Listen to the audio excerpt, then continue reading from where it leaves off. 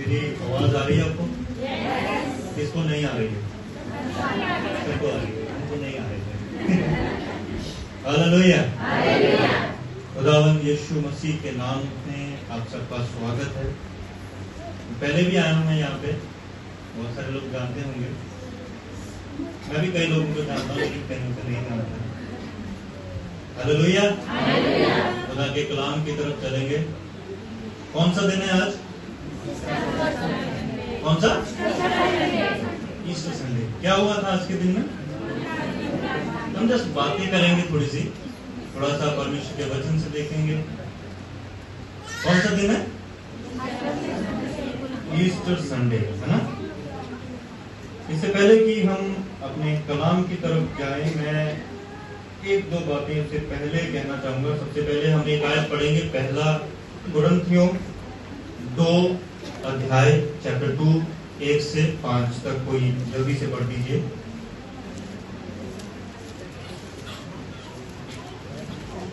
हे भाइयों, जब मैं परमेश्वर का भेद सुनाता हुआ तुम्हारे पास आया तो शब्दों या ज्ञान की उत्तमता के साथ नहीं आया, क्योंकि मैंने ये ठान लिया था कि मैं तुम्हारे बीच यीशु मसीह वरन क्रूस पर चढ़ाए हुए मसीह को छोड़ और किसी बात को ना जानूं। क्या पढ़ा हमने यहाँ पे? जो खुदा का दास पौलुस है वो क्या कहता है कि मैं किस प्रकार तुम लोगों के बीच में आया। हिंदी समझ आती है सबको? मेरी हिंदी सही है या पंजाबी वाली मिक्स है? सही है, समझ आती है। थोड़ा सा जस्ट ये मैंने आयत इसलिए पढ़ा, थोड़ी सी इंट्रोडक्शन के लिए, थोड़ी सी पहचान के लिए, है ना? यहाँ पर खुदा का दास ये एक बात यहाँ पे 3 आयत में लिखता है। हम सारी बातों के ऊपर डिस्कस नहीं करेंगे। लिखता है कि मैं निर्बलता और भय के साथ और बहुत थरथराता हुआ तुम्हारे साथ रहा, है ना? तो मैं भी ये बात अंगीकार करना चाहता हूँ कि जब मैं आज खुदा के कलाम के साथ आप लोगों के बीच में हूँ तो मैं भी डरते और कांपते हुए और थरथराते हुए खुदा के साथ आपके बीच में आया। हालेलुया। एक बात मैं और बोलना चाहूंगा, जस्ट एक छोटी सी बात है। जब मैं बैठा था यहाँ पे तो पता नहीं मुझे बार बार अंदर से वो बात मुझे आ रही थी, शायद खुदा की तरफ से, शायद मैं आपको बोलना चाहता हूँ। जब हम यहाँ आराधना कर रहे थे बहुत अच्छे तरीके से, है ना? मुझे यहाँ का जो तरीका है आराधना करने का मुझे सच में बहुत पसंद आता है। मैं लास्ट टाइम, मुझे नहीं पता मैं कितने साल पहले यहाँ पे आया था, शायद 2-3 साल हुई है ना? 2-3 साल पहले आया हूँ, लेकिन मुझे 3-4 साल हो गए, 3-4 साल हो गए, तो जितना ही काफी लंबा टाइम हो गया, लेकिन मुझे आज तक ये फील नहीं होता कि मैं लंबे टाइम के बाद यहाँ पे आया। हालेलुया। मुझे हमेशा ऐसा फील होता है कि जैसे मैं अभी पिछले संडे ही आया था, और सच में ये मैं दिल से बोल रहा हूँ, क्योंकि मुझे आपका जो आराधना करने का, आपका वर्शिप करने का, आपका खुदा के साथ जो एक रिश्ता है मुझे बड़ा अच्छा लगता है। लेकिन उसके साथ में मैं एक चीज आपको बोलना चाहता हूँ जो बहुत जरूरी है, वो है कि जब हम खुदा की उपस्थिति में बैठे तो जितनी लेडीज हैं, जो औरतें हैं, वो क्या करें? अपने सर को, ये मेरा मैसेज नहीं है, जस्ट मुझे ये बात बार बार मेरे दिल में आ रही थी, इसलिए मैंने ये बात को शेयर किया। आपने इसके बारे में सुना भी होगा, पास्टर जी ने बहुत अच्छे से आपको सिखाया भी होगा। लेकिन क्या होता है ना कि हम लोग इस संसार में रहते हैं, ये दुनिया में हम लोग काम करते हैं। बाहर जो आउटर की जो दुनिया है, जो अन्य जाति लोग हैं, उनके बीच में रहते हुए हमें बहुत सारी बातें कभी कभार हम भूल जाते हैं, या उनकी बातों को हम लोग अपने ऊपर ले लेते हैं, है ना? कई बार क्या होता है कि हम लोग वेस्टर्न कल्चर को भी थोड़ा सा देख लेते हैं कि वहां पर जो लेडीज हैं वो सर को नहीं ढकते हैं। शायद किसी को मेरी बात का बुरा भी लगेगा, लेकिन मैं ये सोचता हूँ अगर बुरा लगा तो परमेश्वर का कलाम आपसे बात करता है। हालेलुया। अगर आपको वो बात चुभी है, लगी है दिल में सुई की तरह, तो इसका मतलब परमेश्वर आपसे वो चीज बात करता है।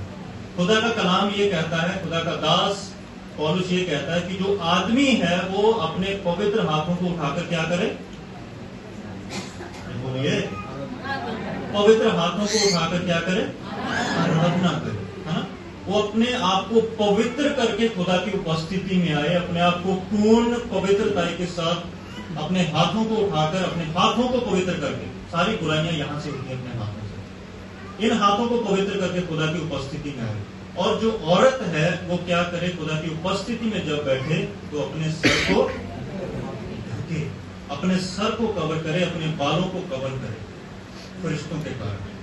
अब आपके मन में ये सवाल होगा कि इसके पीछे रीजन क्या है, कहीं के मन में सवाल आता है कि आखिर कारण क्या है कि क्यों पौलुस ने लिखा अपने बालों को ढके, अपने सर को ढके। कोई कारण नहीं,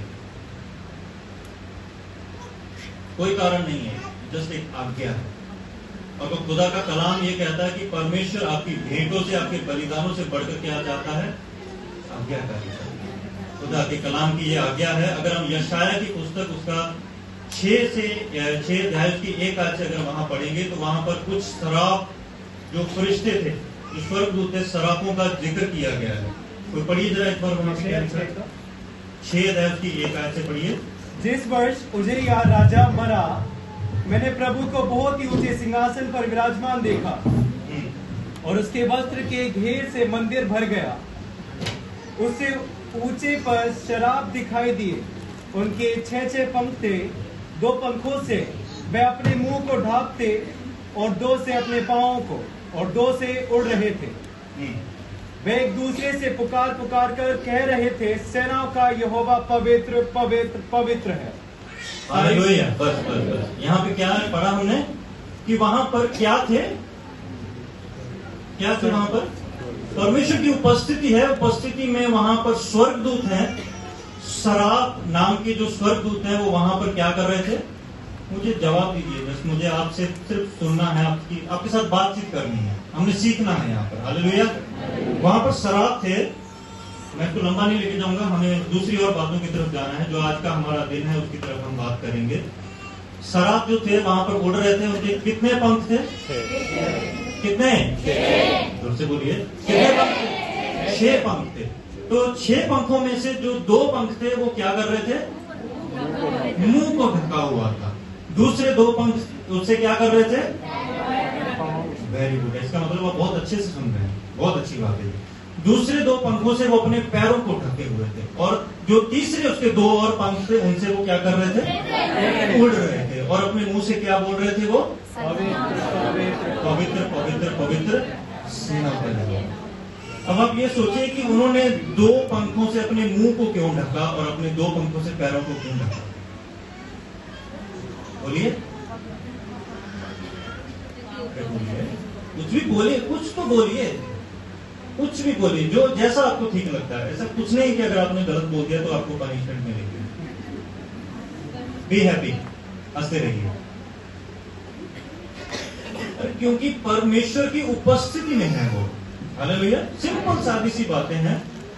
कोई मेरे पास बहुत ज्यादा ज्ञान नहीं है, मेरे पास बहुत ज्यादा बुद्धि की बातें नहीं है, मैं जस्ट सिंपल बातें आपके साथ शेयर करूंगा। सिंपल सी बातें हैं। वहां पर जो स्वर्गदूत है, सराफ है, वो अपने मुंह को इसलिए ढाके हैं ताकि वो परमेश्वर के सामने अपने मुंह को ना दिखा सके, है ना।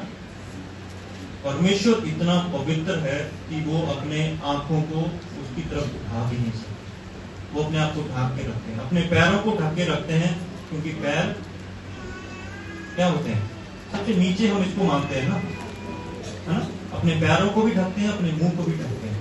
इतना वो परमेश्वर का आदर करते हैं, उसके सामने मुंह तक दिखाने के लायक नहीं समझते अपने आप को। उनकी ये फीलिंग होती है, उनकी ये बात होती है कि खुदा हम लायक ही नहीं है कि हम अपने मुंह को तेरे सामने दिखा सकें। जो स्वर्गदूत 24 घंटे, साल के 365 दिन, अगर लीप ईयर है तो साल के 366 दिन, वो खुदा के सामने इसी तरह रहते हैं कि हम अपवित्र हैं।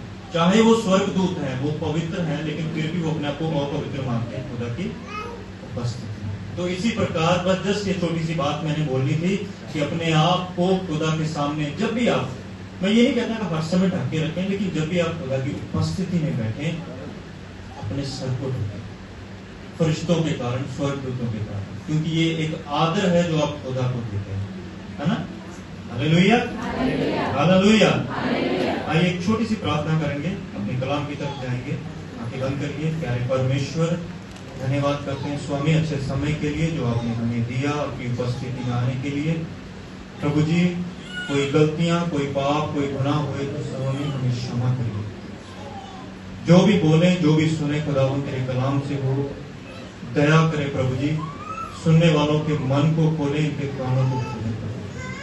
जो बात आज मेरे मुंह से निकले प्रभु तेरी तरफ से, मेरी तरफ से कुछ भी ना हो। अपने आप को दीन और नम्र करते हैं तेरे सामने प्रभु यीशु मसीह के नाम से, आमीन, हालेलुया। आइए अपनी एक आयत पढ़ेंगे, यूहन्ना रचित सुसमाचार 3 अध्याय उसकी 16 है।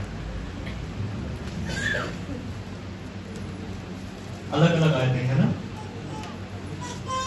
यूहन्ना रचित सुसमाचार जॉन चैप्टर 3, क्योंकि हाँ जी 3 का 16। क्योंकि परमेश्वर ने जगत से ऐसा प्रेम रखा कि उसने अपना इकलौता पुत्र दे दिया, ताकि जो कोई इस पर विश्वास करे वह नष्ट ना हो परंतु अनंत जीवन पाए।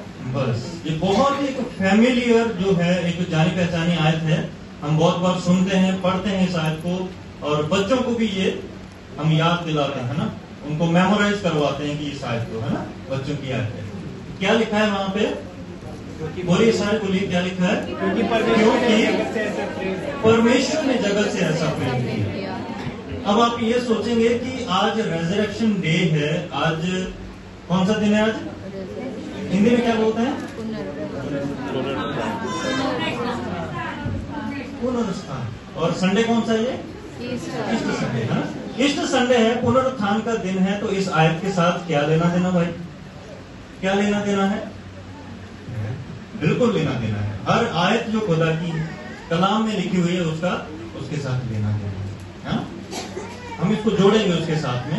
यहाँ पर क्या लिखा है कि परमेश्वर ने जगत से ऐसा प्रेम रखा। क्या वर्डिंग क्या लिखी वहां पे? एग्जैक्ट वर्डिंग क्या लिखी हिंदी में? परमेश्वर ने जगत से ऐसा प्रेम रखा, जगत से ऐसा प्रेम रखा कि उसने अपना इकलौता पुत्र, जिसको वो बहुत ज्यादा प्यार करता था, हम सबके लिए दे दिया, कि जो कोई उसके ऊपर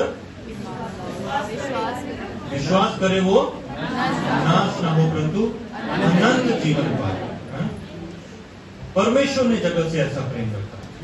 अब हम इसको जोड़ेंगे आज के दिन के साथ में। अगर हम थोड़ा सा और आगे चलें, इसी बुक के अगर हम लास्ट में चलें, चैप्टर 20 में पढ़ेंगे, वहां पर भी पढ़िए जरा क्या लिखा है। चैप्टर 20 उसके एक आयत से आगे पढ़ दीजिए। सप्ताह के पहले दिन मरियम मगदलिनी भोर को अंधेरा रहते ही कब्र पर आई और पत्थर को कब्र से हटा हुआ देखा।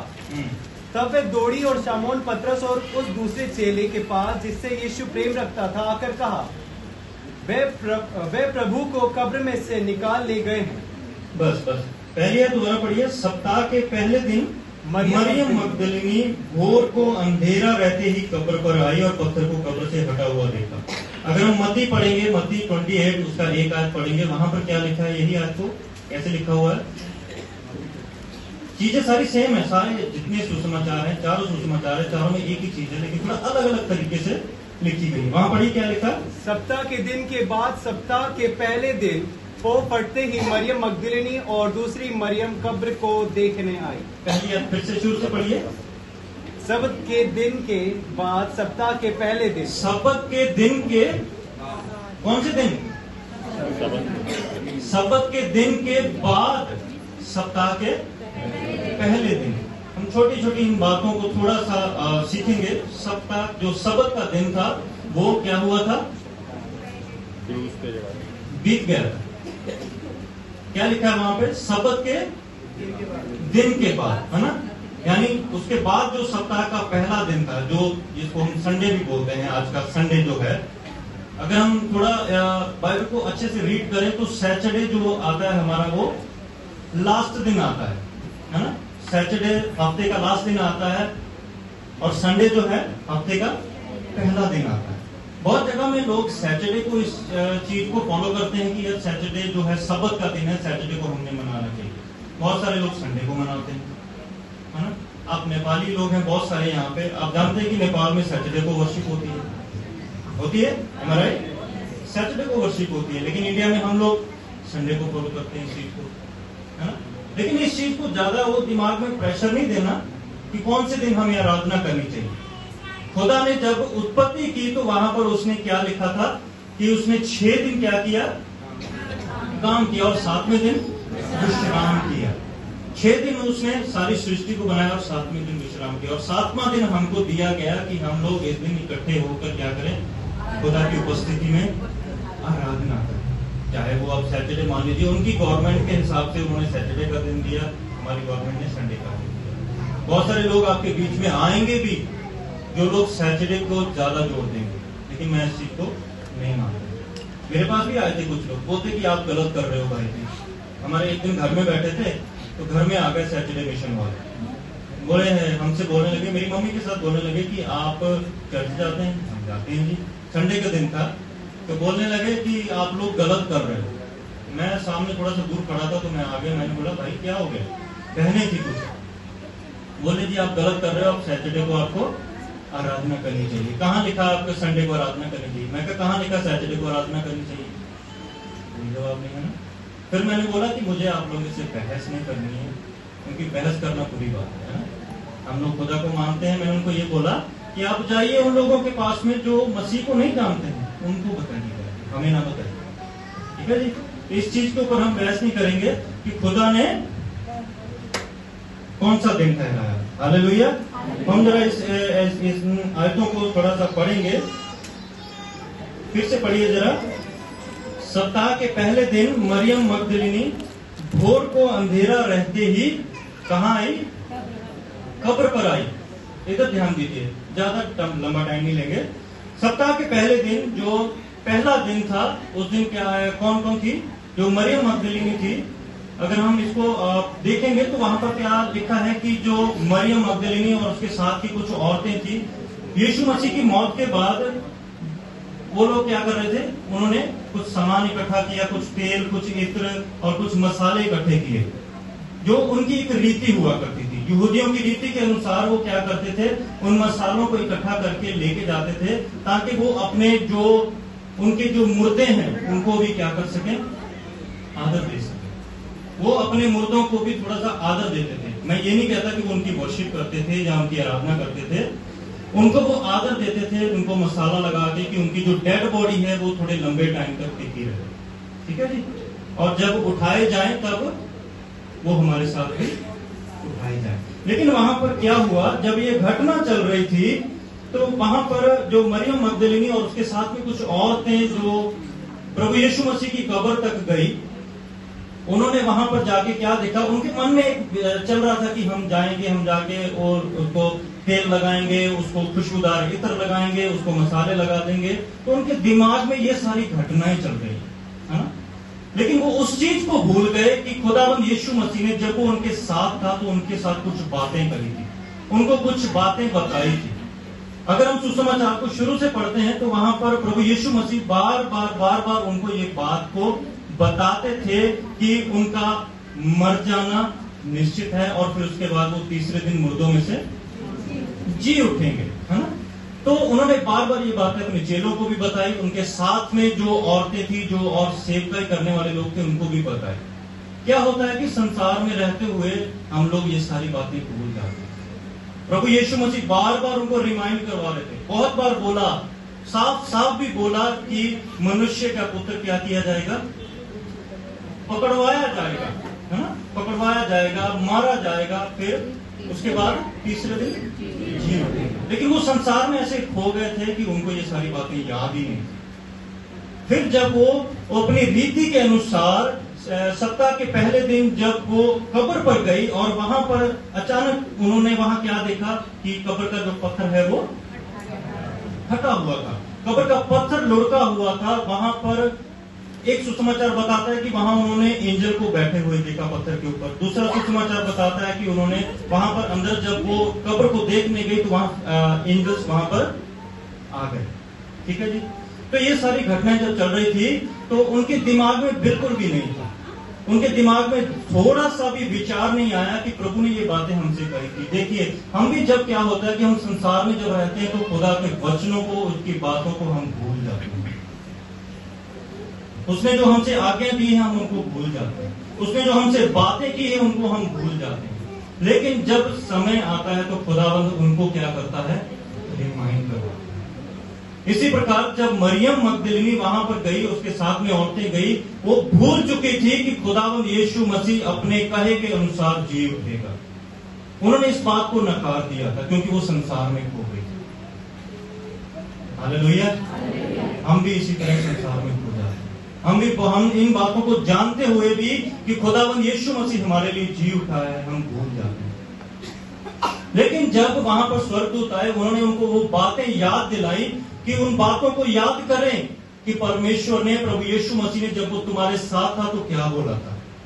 उन्होंने उसको बताया कि उसने कहा था, तुम लोगों से कहा था कि वो मरेगा और जी उठेगा, कहा था। फिर उनको वो बातें याद आई, फिर वो भागती हुई दूसरे चेलों के पास गए, है ना। इसी तरह जो रेजरेक्शन का जो दिन है, जो उसके जी उठने का दिन है, हमारे जीवन में भी आता है। हम भूल जाते हैं, लेकिन हमें आज का दिन जो हम सेलिब्रेट करते हैं, हमें ये बात जानने की जरूरत है कि खुदावंद यीशु मसीह आज जो पहले मर चुका था हमारे जीवन में, जब हम दुनियावी कामों में थे, तो आज वो हमारे जीवन में फिर से जी उठा है। हालेलुया। अगर हम थोड़ा सा और पीछे चलें तो यहाँ पर थोड़ी सी घटनाओं के ऊपर जिक्र करेंगे, फिर हम वापस वो अपने आयत के ऊपर आएंगे।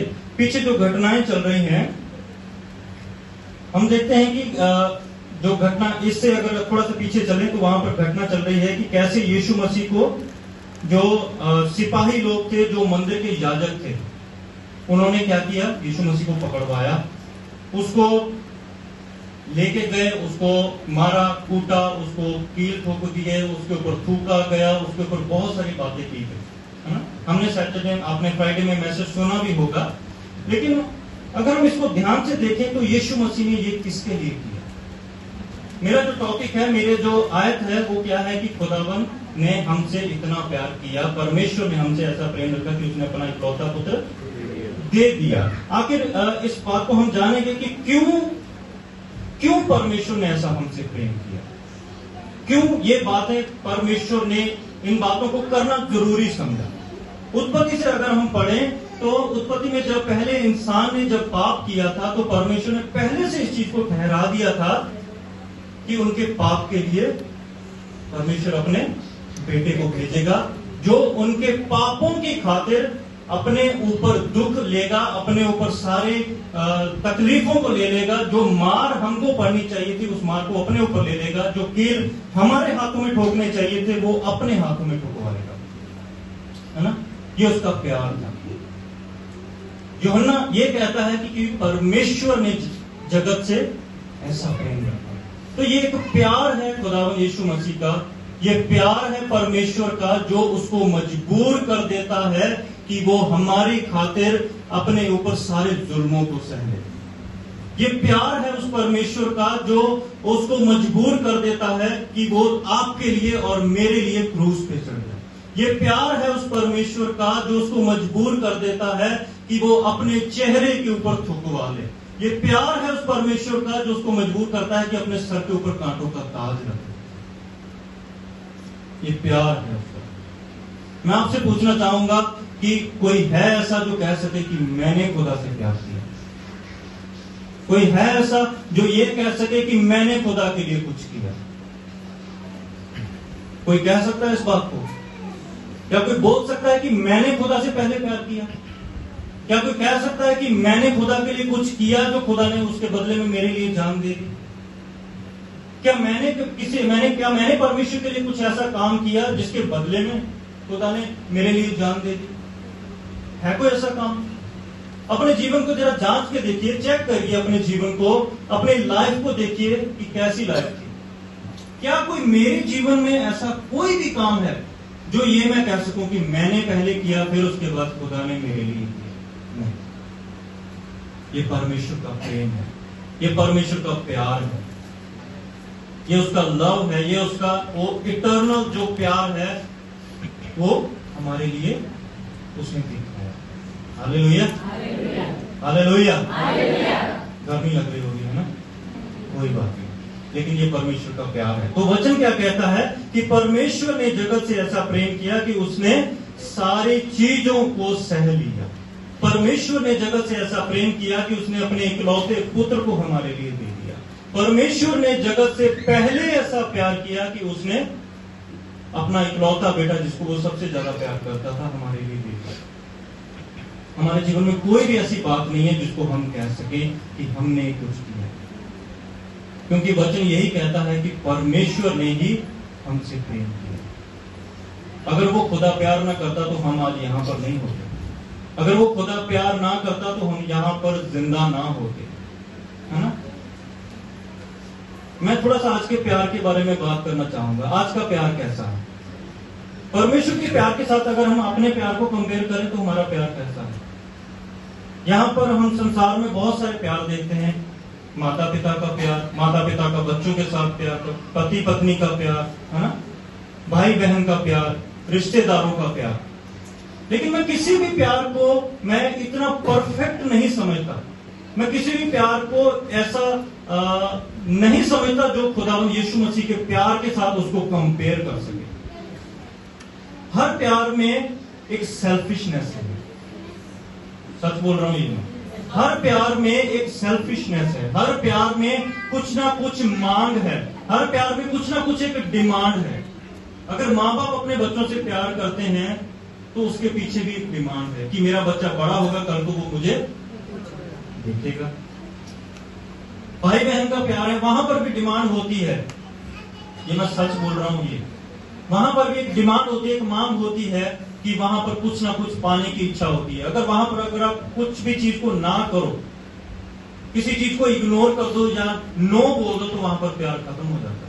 पति पत्नी का प्यार भी ऐसा है। वहां पर भी डिमांड है। अगर जब तक काम चलता जाएगा, जब तक कोई चीजें जरूरत होती जाएगी, जब तक मेरे को हाँ में हाँ मिलती जाएगी, तब तक वो प्यार रहता है। हर प्यार ऐसा है। चाहे वो बॉयफ्रेंड गर्लफ्रेंड मान लो आज के टाइम के प्यार को, चाहे वो किसी भी प्यार को ले लो, वहां पर एक डिमांड रखी जाती है। वो डिमांड जब तक है तब तक आपका प्यार है। जिस दिन वो डिमांड खत्म हो गई, जिस दिन वो चीज को नो बोल दिया गया, उसी दिन वो प्यार सामने आ जाता है कि वो कैसा है। लेकिन अगर हम कंपेयर करें तो खुदावंद यीशु मसीह का प्यार ऐसा नहीं है। उसके बीच में ना कोई डिमांड है, ना कोई मांग है, ना कोई शर्त है। उसने कुछ भी ऐसी चीज नहीं रखी। उसने मरने से पहले ये नहीं बोला कि तुम लोग पहले मेरे लिए ऐसा करो तब मैं तुम्हारे लिए जान दूंगा। क्या बोला वहां पर? बाइबल में कहीं पर भी लिखा है कि तुम लोग पहले मेरे लिए कुछ करो, मैं तुम्हारे लिए कुछ करूंगा, है ना। लेकिन आज का जो संसार है इसमें ऐसा प्यार आ चुका है, ऐसे ऐसे प्यार आपको देखने में मिल जाएंगे। ये तो मैंने कुछ कॉमन सी बातें कही जो हमारे रिश्ते हैं जिनके बीच में प्यार होता है। लेकिन वो प्यार भी कहीं ना कहीं एक मांग के ऊपर डिपेंड रहता है। आजकल दुनिया में ऐसे ऐसे प्यार भी आपको देखने को मिल जाएंगे जो सरासर बाइबल के खिलाफ है। हम लोग अगर अपन थोड़ा सा नजर मारे अपने आसपास तो आजकल क्या देखने को मिलता है कि लड़के लड़के आपस में प्यार कर रहे हैं, लड़कियां लड़कियां आपस में प्यार कर रहे हैं। वचन कहता है ये जो बातें आज हो रही है ना, ये बातें बहुत पहले से कलाम में लिखी गई है। ये जो घटनाएं आज आप देख रहे हैं, सुन रहे हैं, गवर्नमेंट ने इवन उनको परमिशन दे दी है कि वो लोग आपस में रह सकें, शादी ब्याह कर सकें। लेकिन ये चीजें अगर आप बाइबल को ध्यान से पढ़े तो उसमें पहले से ये बातें बोल दी गई थी कि ऐसा पाप होगा, है ना। कुछ लोग ऐसे उठेंगे जो एक खुदा के नेचर को, खुदा के नेचर को हिंदी में क्या बोलेंगे, स्वभाव को, जो जो खुदा का जो संसारिक जो स्वभाव है उसको वो बदल डालेंगे, है ना। ऐसा ऐसा प्यार दुनिया में आ गया, ऐसी ऐसी बातें दुनिया में आ गई। लोग उसको प्यार बोलते हैं, लोग कहते हैं कि ये प्यार है ना। लोग उसको प्यार बोलने लगे हैं, लेकिन वो चीज सरासर पाप और गुनाह है। परंतु अगर हम परमेश्वर के प्यार को देखें तो वहां पर क्या लिखा है कि जो खुदा ने हमसे बिना किसी शर्त के, बिना किसी चीज के हमसे प्यार रखा। जरा वापस उस आयत को पढ़िए जरा, यूहन्ना रचित सुसमाचार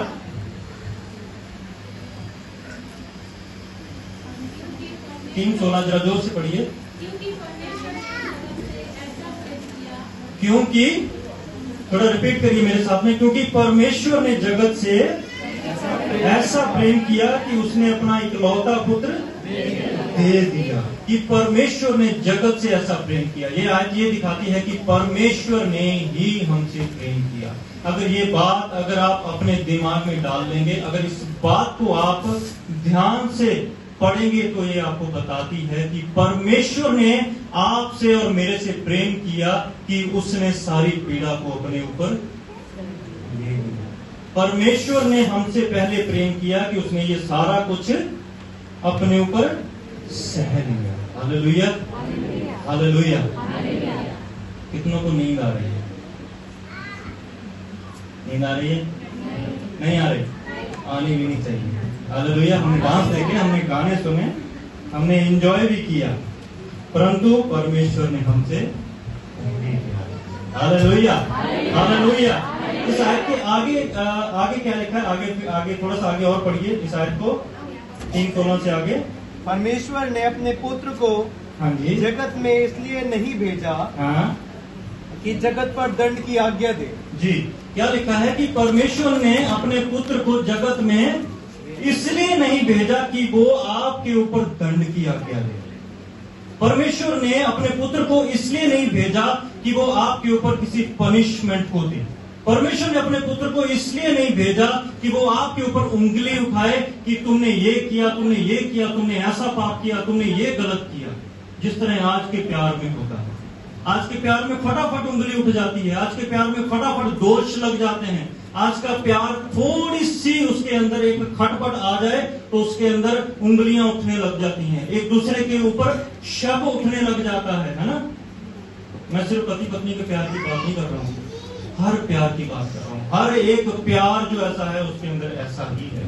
परंतु परमेश्वर का वचन ये कहता है कि प्रभु ने अपने पुत्र को जगत में इसलिए नहीं भेजा कि वो आपको और मुझे दोषी ठहरा सके, परंतु इसलिए भेजा कि जो कोई उसके ऊपर विश्वास करेगा, जो कोई खुदावन यीशु मसीह को अपना उद्धारकर्ता मानेगा, जो उसको ये जानेगा कि खुदा ने मेरे लिए अपने आप को क्रूस पे चढ़ा दिया, मेरे लिए उसने अपने हाथों में कीलें ठुकवाई, मेरे लिए उसके मुंह के ऊपर थूका गया, मेरे लिए उसके शरीर में भाला मारा गया, उसकी छाती में, मेरे लिए उसके पीठ के ऊपर कोड़े मारे गए।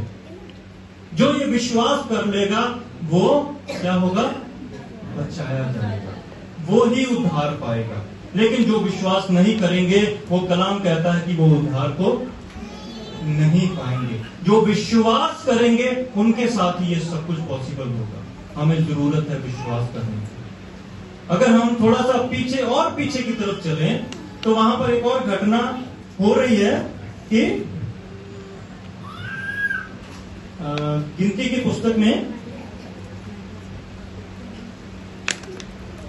गिनती की पुस्तक में हम लोग पढ़ेंगे नहीं, हमारे पास टाइम थोड़ा है। वहां पर क्या घटना हो रही है कि जब इजरायली लोग थे, जब वो मिस्र से निकले थे तो उन्होंने रास्ते में क्या किया था? बार बार पाप किया था, बार बार बुराई की थी। तो वहां पर एक ऐसी घटना हो रही है कि वहां खुदावन की तरफ से कुछ वहां पर सांप आ जाते हैं। तो सांप उनको क्या करने लगते हैं?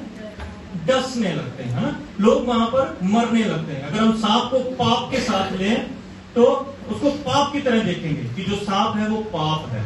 तो वो जो पाप है, वो जो सांप स्नेक जो उनके बीच में आ गए थे, वो उनको डसने लगे थे, उनको मारने लगे थे। जितने लोग वो सांप के द्वारा डसे जाते थे वो मर रहे थे।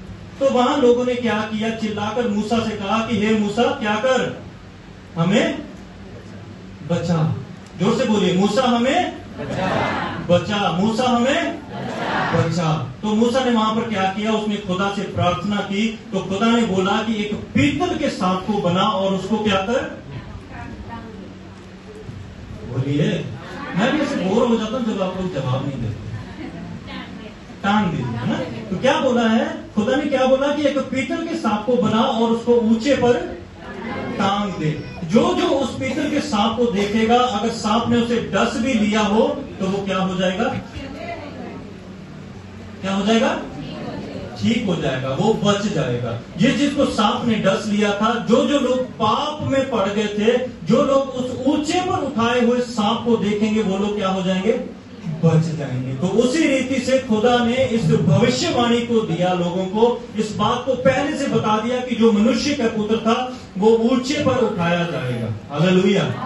वो जमीन से ऊंचे पर उठाया जाएगा और जो लोग अपनी आंखें उस ऊंचे पर उठाए हुए मसीह की तरफ लगाएंगे वो बचाए जाएंगे। हालेलुया। जितने लोग उस ऊंचे पर उठाए हुए मसीह की तरफ देख लेंगे वो बचा लिए जाएंगे। चाहे कैसे भी सांप ने आपको डसा हो, चाहे कैसे भी पाप ने आपकी जिंदगी को खराब किया हो, चाहे कैसा भी गुनाह आपके जीवन में हुआ हो, लेकिन जिस दिन आप ऊंचे पर उठाए हुए मसीह की तरफ अपनी नजरें उठाएंगे, आपके सारे पाप क्षमा कर दिए जाएंगे। Hallelujah, hallelujah. जिस दिन आप अपनी नजरों को उस मसीह की तरफ लगा लेंगे, उस दिन आप बचा लिए जाएंगे। जिस दिन आप अपने दिमाग को उस मसीह की तरफ लगा लेंगे, तो उस दिन आप बचा लिए जाएंगे। जिस दिन आप अपने तन मन को उस मसीह के साथ लगा लेंगे, आप उस दिन बचा लिए जाएंगे। इसी प्रकार जब हम आगे नए नियम में हम लोग पढ़ते हैं, फिर वहां पर मसीह को उठाया गया है ना, वो मसीह को उठाया गया। जो सांप था, जो सांप को लगाया गया था, उसको एक भविष्यवाणी के रूप में दिखाया गया था। तो आज के टाइम में खुदावंद यीशु मसीह हमसे ये कहते हैं कि जो लोग मसीह की तरफ अपनी नजरों को लगाते हैं, वो उद्धार को पाते हैं। हालेलुया। जो मसीह की तरफ अपनी आंखों को लगा लेते हैं, वो उद्धार को पा लेते हैं। क्योंकि 17 ये कहते हैं कि परमेश्वर ने अपने पुत्र को जगत में इसलिए नहीं भेजा कि वो जगत के ऊपर दंड किया करे। परमेश्वर ने इसलिए नहीं भेजा कि वो हमारे ऊपर पनिशमेंट को रखे। परमेश्वर ने इसलिए नहीं भेजा कि हम लोगों को क्या करे, वो कोड़े लगवाए, या हम लोगों को मारे, या हम लोगों को पनिश करे। पढ़ने किसको चाहिए थे? रेजरेक्शन का दिन है, रेजरेक्शन की बात करेंगे, उसकी मौत की भी बात करेंगे। ये सारी घटनाएं एक साथ हमको सीखने की जरूरत है। मैं वापस आऊंगा, कोड़े किसको पढ़ने चाहिए थे? बोलिए, हमें पढ़ने चाहिए थे। भाला किसके मारा जाना चाहिए था? जोर से, हमें मारा जाना चाहिए। किसके मुंह के ऊपर थूका जाना चाहिए था? हमारे मुंह के ऊपर। किसकी पीठ के ऊपर कोड़े लगने चाहिए थे? हमारे, क्योंकि हमने गुनाह किया था, हमने पाप किया था। आज भी हम पाप करते हैं, आज भी हमारी आंखों से पाप होता है, आज भी हम अनाज्ञाकारिता करते हैं, आज भी हम गुनाह करते हैं। जब हम बाहर अपने कामों में जाते हैं, वहां पर बहुत सारे हमसे पाप होते हैं, बहुत सारी बुराइयां होती हैं। हमने ऐसे काम किए थे जिसकी पनिशमेंट हमको मिलनी चाहिए थी। हमने ऐसे बुरे काम किए थे जिसकी सजा हमको मिलनी चाहिए थी। हमने ही ऐसे काम किए थे कि वो कोड़े हमको लगने चाहिए। परमेश्वर का वचन ये कहता है कि उसने हमारे लिए अपने खून के आखिरी कतरे को भी बहा दिया था। अगर आप वचन को ध्यान से पढ़ें, अगर आप इतिहास की तरफ थोड़ा सा ध्यान दें, ये इतिहास नहीं, अगर बाइबल के जो इतिहास की और भी किताबें हैं, तो कुछ इतिहासकार ये कहते हैं कि उसके शरीर में जो आखिरी बूंद खून की थी, वो भी बह चुकी थी। इतना दर्द उसको दिया गया। किसके लिए? हमारे लिए। लेकिन आज खुदावंद यीशु मसीह हमारे लिए मुर्दों में से उसने सारी पनिशमेंट को अपने ऊपर ले लिया, उसने सारे दुखों को अपने ऊपर ले लिया। ये क्या था? ये उसका प्यार था। ये उसका प्यार था कि उसने एक बार भी हम लोगों से नहीं कहा कि मुझे इसके बदले में कुछ चाहिए। ये उसका प्यार था जब वो क्रूस पर चढ़ाया गया था, कि उसने एक बार भी नहीं बोला कि देखो मैं तुम्हारे क्रूस पे चढ़ रहा हूं, तुमने क्या किया? कुछ नहीं किया, हमने कुछ भी नहीं किया। आज भी अगर हम लोग अपने जीवन को देखें तो हमने आज भी कुछ नहीं किया। हम कितने भी अच्छे बन जाए, हमने आज भी कुछ नहीं किया। मैं अगर अपने जीवन को भी देखूं, अगर मैंने बहुत सारे काम भी किए, अगर मैंने बहुत से लोगों को सुसमाचार भी सुनाया, मैंने बहुत सारे अच्छे काम भी किए, मैंने मिनिस्ट्रियां भी की, मैंने अंधे गूंगों के बीच में जाके भी काम किया, भूखों को भी खिलाया, तब भी मैंने कुछ भी नहीं किया। मैंने कुछ भी नहीं किया, कुछ भी नहीं था मेरे पास, कुछ भी नहीं था। मैंने ऐसा कोई काम नहीं किया था जिसके बदले में ऐसा खुदा मेरे लिए था। लेकिन ये उसका प्यार था, क्योंकि वचन कहता है कि परमेश्वर ने जगत से ऐसा प्यार किया। उसका प्यार बिना पक्षपात वाला प्यार है, उसका प्यार बिना किसी मांग वाला प्यार है, उसका प्यार बिना किसी डिमांड वाला प्यार है। हालेलुया। 18 आयत में लिखा है, जो उस पर विश्वास करता है उस पर दंड की आज्ञा नहीं होती। अब देखिए जरूरत क्या है यहाँ पर? क्या आपको उसके बदले में कुछ देना है? मसीह हमारे लिए मर गया, क्या किया आपने? मसीह हमारे लिए दुख उठाया, क्या किया आपने? मसीह हमारे लिए जी उठा, क्या किया आपने? कुछ भी नहीं किया, है ना? जो उस पर विश्वास करता है। देखिए, हमें कुछ करने की जरूरत नहीं है। आज हमें सिर्फ इतना करने की जरूरत है कि हम मसीह के ऊपर अपने विश्वास को, अपने ईमान को, अपने विश्वास को बढ़ाइए। अगर आप कमजोर हो जाते हैं, खुदा से कहिए, खुदा मुझे विश्वास में बढ़ाए। अगर आप खुदा से मांगेंगे तो वचन कहता है कि वो आपको देगा। जिसके पास कमी है वो उसको देगा। अगर आपके पास विश्वास की कमी है, खुदा से मांगिए। हालेलुया। ये खुदा का प्यार है जो आपके लिए और मेरे लिए वो ऐसे दुख को सह गया और फिर से वो जी उठा। Hallelujah, hallelujah. अपनी आंखें बंद करिए।